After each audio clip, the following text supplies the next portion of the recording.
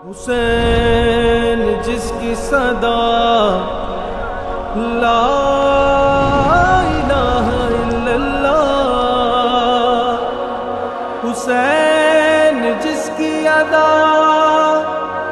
لا الہ الا اللہ۔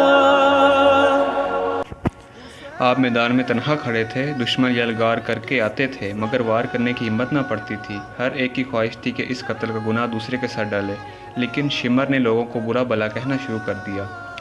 ہر طرف سے آپ کو گھیر لیا گیا۔ اہل بیت کے خیمے میں عورتیں اور چند کم عمر لڑکے رہ گئے تھے۔ اب آپ پر ہر طرف سے نرگا شروع ہوا۔ آپ نے بھی تلوار چلانا شروع کی۔ پیدل فوج پر ٹوٹ پڑے اور تنہا تن اس کے قدم اکھاڑ دیے۔ عبداللہ بن عمار جو خود اس جنگ میں شریک تھا روایت کرتا ہے کہ میں نے نیزے سے حضرت حسین رضی اللہ تعالیٰ عنہ پر حملہ کیا اور ان کے بالکل قریب پہنچ گیا۔ اگر میں چاہتا تو قتل کر سکتا تھا مگر یہ خیال کر کے ہٹ گیا کہ یہ گناہ اپنے سر کیوں لوں۔ میں نے دیکھا دائیں بائیں ہر طرف سے ان پر حملے ہو رہے تھے، لیکن وہ جس طرح مڑ جاتے تھے دشمن کو بھگا دیتے تھے۔ وہ اس وقت کرتا پہنے اور امامہ باندھے تھے۔ واللہ میں نے کبھی شکستہ دل کو جس کا گھر خود اس کی آنکھوں کے سامنے قتل ہو گیا ہو ایسا سجا، ثابت قدم، مطمئن اور جری نہیں دیکھا۔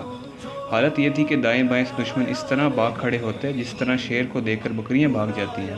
دیر تک یہی حالت رہی۔ لڑائی کے دوران میں آپ کو بہت پیاس لگی۔ آپ پانی پینے فرات کی طرف چلے مگر دشمن کب جانے دیتا تھا۔ اچانک ایک تیر آیا اور آپ کے حلق میں بے وسط ہو گیا۔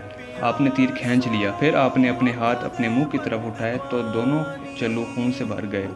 آپ نے خون آسمان کی طرف اچھالا اور خدا کا شکر ادا کیا۔ الہی میرا شکوہ تجھی سے ہے، دیکھ تیرے رسول اللہ صلی اللہ علیہ وسلم کے نواسے سے کیا برتاؤ ہو رہا ہے۔ پھر آپ اپنے خیمے کی طرف لوٹنے لگے تو شمر اس کے ساتھیوں نے یہاں بھی کوئی لحاظ نہیں کیا۔ حضرت حسین رضی اللہ تعالیٰ عنہ نے محسوس کیا کہ ان کی نیت خراب ہے، خیمہ لوٹنا چاہتے تھے۔ فرمایا اگر خیمے کو اپنے جاہلوں اور اوباشوں سے محفوظ رکھو۔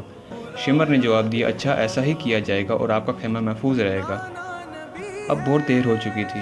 راوی کہتا ہے کہ دشمن اگر چاہتا تو آپ کو بہت پہلے قتل کر ڈالتا مگر یہ گناہ کوئی بھی اپنے سر نہ لے۔ آخر شمر چلایا تمہارا برا ہو، کیا انتظار کرتے ہو، کیوں کام تمام نہیں کرتے۔ اب پھر ہر طرف سے نرگا ہوا۔ آپ نے پکار کر کہا کیوں میرے قتل پر ایک دوسرے کو بارتے ہو۔ واللہ میرے بعد کسی بندے کے قتل پر خدا اتنا ناخوش نہ ہوگا جتنا میرے قتل پر ناخوش ہوگا۔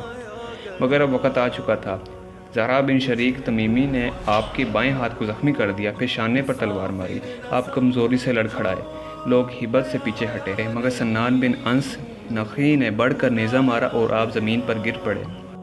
باس ہے پھٹا ہوا غبار میں اٹا ہوا، تمام جسم نازنی چھدا ہوا کٹا ہوا۔ یہ کون سی وقار ہے بلا کا شاہ سوار ہے، کہ ہے ہزار قاتلوں کے سامنے ڈٹا ہوا۔ یہ بالیقین حسین ہے نبی کا نور عین ہے، حسین تو حسین ہے، حسین تو حسین ہے، علی کے دل کا چین ہے۔